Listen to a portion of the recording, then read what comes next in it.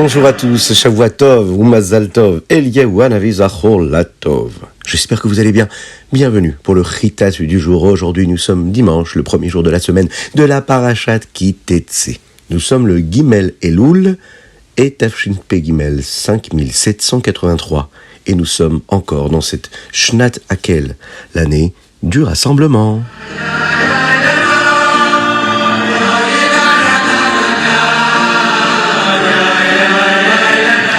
Et nous allons commencer tout de suite par le Chumash du jour. J'espère que vous allez bien. Et n'oubliez pas de mettre la Tzedaka, par cela Mashiach arrivera. Alors, combien de pièces ? Eh bien, autant que possible. 1, 2, c'est très très bien par personne. On peut aussi mettre autre chose. On peut aussi dédicacer le Chitatu du jour en nous envoyant la dédicace au 06 61 76 87 70. On peut également le faire sur chitat.fr. Il faut partager le Chitat. C'est très important afin de faire profiter d'autres personnes de cette étude de la Torah. Mais que nous dit le Chumash du jour ? Dans notre Chumash, nous apprenons 3 lois des dinim qui concernent la Eshet Yefat Tohar, le Bechor Ben Asnoua et le Ben Sorer Umoré. Que veulent dire tous ces mots-là en hébreu ? Eh bien, nous allons découvrir cela tout de suite ensemble.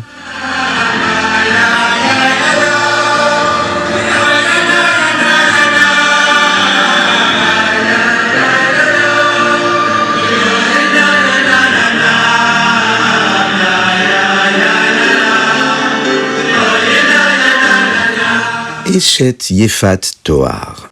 Lorsque les bénis Israël partaient combattre les nations du monde, ces derniers essayaient parfois de les empêcher de combattre en les poussant à penser à ce que leur Yetzer Hara voulait, plutôt qu'à la tâche qu'ils avaient à accomplir. Leur mauvais penchant se réveillait et les empêchait de combattre comme il fallait. L'un des stratagèmes qu'ils utilisaient, c'était de faire apparaître des femmes magnifiques à proximité d'eux, de sorte que les bénis Israël souhaiteraient se marier au lieu de combattre. Moshe Rabbeinu va expliquer aux bénis Israël quoi faire si cela se produit. Et c'est un stratagème qui peut également fonctionner lorsque notre Yetzer Hara à nous essaye de nous tromper. Plutôt que de faire quoi que ce soit tout de suite, le soldat doit ramener la femme chez lui et ne rien lui donner pour la rendre belle. Il doit faire des choses pour la rendre l'inverse de belle. S'il veut toujours l'épouser après 1 mois, il y est autorisé. Et s'il change d'avis plus tard, il ne peut pas la garder comme servante. Il doit la renvoyer où elle voudrait aller. C'est aussi un bon moyen pour nous de combattre notre Yetzer Hara. Nous pouvons pratiquer ce qu'on appelle dans la Chassidoute la Hitkafia, c'est-à-dire de parler à notre Yetzer Hara quand il veut nous faire accomplir une faute et de lui dire d'attendre un petit peu. Parfois, cela suffit à nous faire réaliser que nous ne voulons pas du tout autant de choses négatives pour nous dans notre vie. La tentation est arrivée, mais le fait de dire à notre Yetzer Hara d'attendre un petit peu, nous pouvons également nous rappeler que ce sont des choses que le Yetzer Hara veut nous faire faire et qu'en général, c'est pas si beau et ça n'est pas si bon pour nous. La deuxième loi dont nous parlons aujourd'hui dans le Chumash, c'est le Bechor Ben Asnoua. Lorsqu'une personne décède, la loi est que le fils aîné, le Bechor, reçoit une double part de la propriété qui appartenait au père. Même si le père avait 2 épouses, il ne peut pas choisir celle qu'il préfère pour être le Bechor. Non, Rashi dit que cela devrait servir d'avertissement à un soldat. S'il ramène une Eshet Yefat Tohar chez lui, une femme qu'il aurait connue chez les ennemis d'Israël, il finira par la détester, puisque la raison pour laquelle il l'aurait épousée serait une raison mauvaise, juste basée sur la superficialité de sa beauté. Son fils aîné, même s'il est le fils de la femme qui, elle, est belle, sera son Bechor, son premier-né selon la Torah. Il devra donc donner plus d'argent à son premier-né après son décès, même s'il n'en avait pas envie. Le troisième sujet que nous abordons aujourd'hui dans notre Chumash, c'est le Ben Sorer Umoré. Le Ben Sorer Umoré, c'est un garçon qui fait certaines choses qu'il ne devrait pas faire. Il se comporte comme un rachat. Par exemple, il vole de l'argent à ses parents, il mange beaucoup de nourriture et de manière gloutonne. Ses parents doivent l'amener devant le Bet Din Et le Bédine devrait le punir. Pourquoi? Parce que s'il agit ainsi maintenant quand il est petit, eh bien, quand il va grandir, malheureusement, il risque d'être un grand rachat quand il grandira. Il est possible qu'il n'y ait jamais eu de Ben Sora ou Moré. Attention, les Chachamim nous disent qu'étant donné qu'il y a tellement de détails pour qu'une personne devienne vraiment un Ben Sorer ou Moré, il est possible qu'il n'en ait jamais vu. Mais cela fait toujours partie de la Torah. Tout d'abord, c'est pour avertir les soldats, encore une fois, que s'ils épousent une femme juste pour sa beauté, chez les ennemis d'Israël, eh bien, ils pourraient avoir un enfant qui ressemble à ce Ben Sorer ou Moré, cet enfant qui s'égare complètement de la bonne route. Car ils n'ont épousé cette femme-là que pour de mauvaises raisons. C'est aussi une partie de la Torah qui est très spéciale. Nous n'apprenons pas la Torah uniquement parce que nous devons utiliser ce que nous apprenons. On n'est pas toujours confronté, heureusement, à ce genre de problème, mais quand on étudie la Torah avec tous les sujets de la Torah, la Kedusha de la Torah, la sainteté de la Torah d'Akadosh Baruch Hu.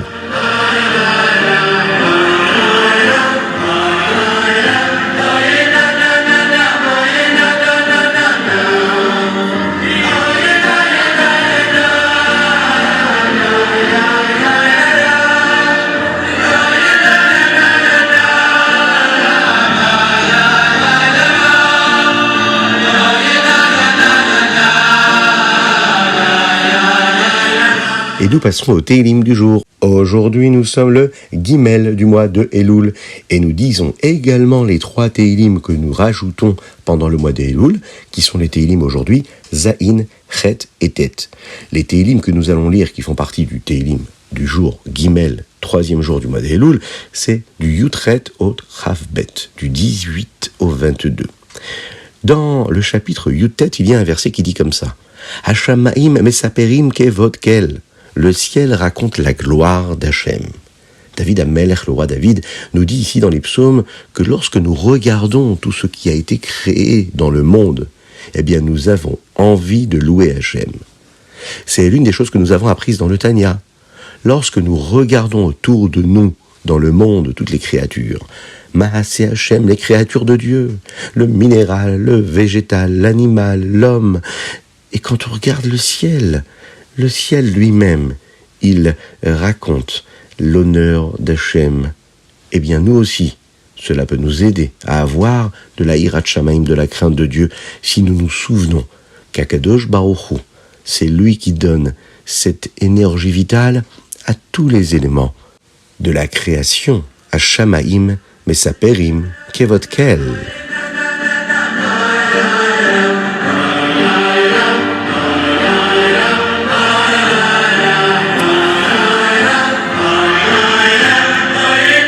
Alors nous allons passer au Tanya, mais juste avant, vous vous en souvenez, on a demandé aux enfants de nous envoyer les psukim qu'ils vont réciter et que nous allons répéter tous ensemble. Ce sont les 12 psukim que le Rabbi de Lubavitch a choisis, avec des raisons très profondes et très particulières. Et aujourd'hui, préparez-vous à répéter bien fort. Si vous êtes en voiture, si vous êtes devant la piscine, et si vous êtes en randonnée, si vous êtes à la maison, si vous vous préparez déjà à faire les courses pour la rentrée scolaire, eh bien répétez ensemble bien fort, avec beaucoup de conviction, avec beaucoup de neshama, avec beaucoup de sincérité, les mots de ce 3e verset qui est Bechol Dor Vador. Et aujourd'hui, il nous est récité par Avigail et Edel Malka, qu'on applaudit bien fort. Envoyez-nous vous aussi les prochains psukim. Aujourd'hui, je vais vous inviter à m'envoyer le pasouk Veshinentam, mais aussi le pasouk Kol Israël. Faites-le sur le 06 61 76 87 70. C'est parti, on répète tous ensemble le pasouk Bechol Dor Vador. Bechol Dor Vador Chayav Adam Lirat את עצמו כאילו הוא יצא ממצרים. Magnifique, un grand bravo, que Dieu vous bénisse et qu'il vous protège et qu'il vous inonde de bénédictions. Eh bien, nous, on va continuer notre chitat et nous sommes donc au Tanya. Dans le Tanya, aujourd'hui, nous sommes dans le Siman Yud de la Igret HaKodesh et nous parlons d'Akadosh Baruch Hu qui nous donne cette vitalité spirituelle à chacun et chacune d'entre nous, au monde entier, grâce aux mitzvot que les bénis Israël accomplissent. Comme les mitzvot sont de nature matérielle, c'est-à-dire de la gashmiout, elles doivent avoir une certaine taille, une certaine quantité et même parfois une certaine durée. Il est question d'une certaine aussi mesure. Sinon, elles ne pourront pas apporter la vitalité nécessaire. La tzedaka a aussi une certaine quantité. Le Talmud nous dit que même si vous donnez beaucoup de tzedaka, vous ne devriez pas donner plus d'un cinquième. Prenons un exemple, ne pas donner plus qu'1 euro sur chaque 5 euros que vous avez. Le maaser, c'est 1/10. C'est-à-dire que si vous avez gagné 10 euros, vous devez donner 1 euro. Le cinquième, c'est par exemple donner 2 euros si vous avez gagné 10 euros. Il ne faut pas gaspiller plus. On va expliquer ce que cela veut dire. Si une personne manque une occasion de faire une mitzvah, ou si Dieu nous en préserve, elle commet une avéra, une faute.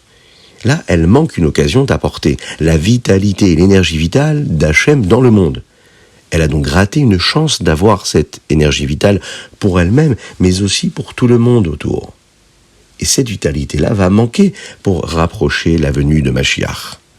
Mais il ne faut jamais, jamais perdre l'espoir, car il n'est jamais trop tard pour réparer quelque chose. Vous savez comment est-ce qu'on le dit en hébreu, et comment est-ce qu'on le dit surtout en yiddish. Nit kein farfallen.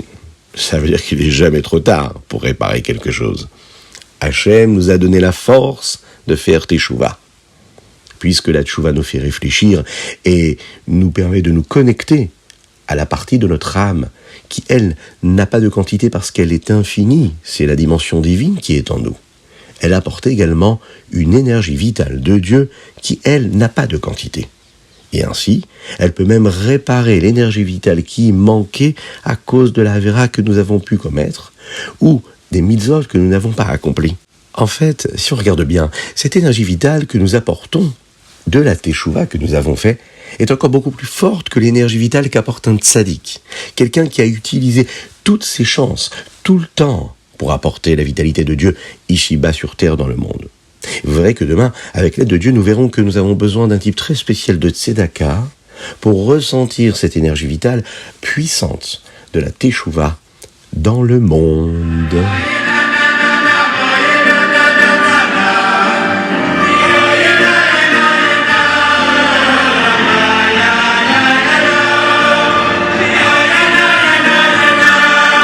Et nous passons tout de suite au Hayom Yom. Nous sommes aujourd'hui le Gimel Elul. Dans le Hayom Yom d'aujourd'hui, nous apprenons ce qu'est la Hashgacha Pratit. On appelle ça la providence divine. Nous croyons tous en la Hashgacha Pratit, c'est-à-dire qu'Hachem, que Dieu, sait tout. Et qu'il fait tout dans le monde pour que tout cela se produise comme il le faut. C'est Dieu qui fait tout, c'est Dieu qui décide tout, et c'est Dieu qui sait tout.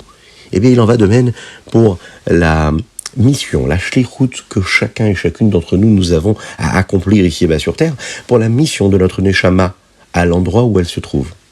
L'endroit où nous accomplissons notre mission, notre shlichut, attendait depuis qu'Hachem a créé le monde, pour que nous accomplissions notre mission là-bas, dans l'endroit où on se trouve. Parfois on est quelque part, on ne sait pas pourquoi nous sommes dans ce quelque part. Eh bien c'est qu'Hachem nous a envoyés là-bas parce qu'on avait quelque chose à faire là-bas. La Neshama, elle, l'âme, attendait depuis qu'Hachem l'avait créée pour le moment où elle pourra venir dans cet endroit pour accomplir cette mission si spéciale, la mission de sa vie.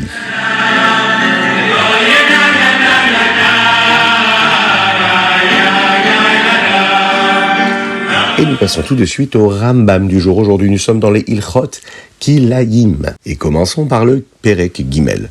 Nous n'avons pas le droit de planter différents types de plantes ensemble. Cela signifie-t-il que nous ne pouvons pas planter des carottes violettes à côté de carottes oranges ? Non, c'est acceptable. Pourquoi ? Parce qu'elles sont toutes les deux des carottes. Dans ce chapitre, nous apprenons ce que signifie par exemple différents types. Nous apprenons également à quelle distance les plantes doivent être les unes des autres pour être considérées comme poussant ensemble. Oui, parce que si elles poussent vraiment ensemble, c'est interdit. Si c'est facile à voir et qu'elles ne sont pas plantées ensemble, comme s'il y a une barrière, ou bien si elles sont dans des champs différents, eh bien ce n'est pas considéré comme kilaïm, comme des mélanges. Dans le Perek Dalet, nous apprenons encore une autre loi. Que devons-nous faire si nous voulons planter deux types ensemble dans le même champ ? Parfois, ils doivent être suffisamment éloignés pour qu'ils ne puissent pas fusionner en une seule plante. Et parfois, ils doivent paraître distincts. Dans le Pérec et dans ce chapitre-là, et les 4 prochains, nous apprendrons ce qu'est les kil'é akérem. La Torah est très stricte à propos de ne pas planter d'autres choses avec les raisins. Même en dehors d'Eretz Israël, nous devons faire attention à cette mitzvah. Nous apprenons combien de temps la plante doit être là et combien elle doit grandir pour être interdite.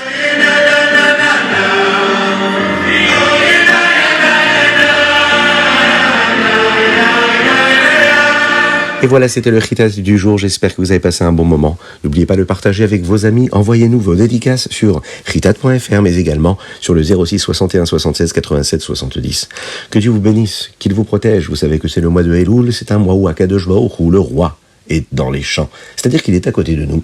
C'est un mois particulier où sa miséricorde est présente. On peut lui demander tout ce que nous voulons et il acceptera. Be'ezrat Hashem, oui, puisque c'est lui, le roi, qui est à côté de nous. Il acceptera notre demande. On va faire teshuva, on va prendre des bonnes décisions, on va faire de bons bilans sur tout ce que nous avons fait de bien ou pas assez bien cette année et on fera encore mieux l'année prochaine. Que Dieu vous bénisse. On peut déjà se souhaiter, encore et toujours depuis le tout béhav déjà.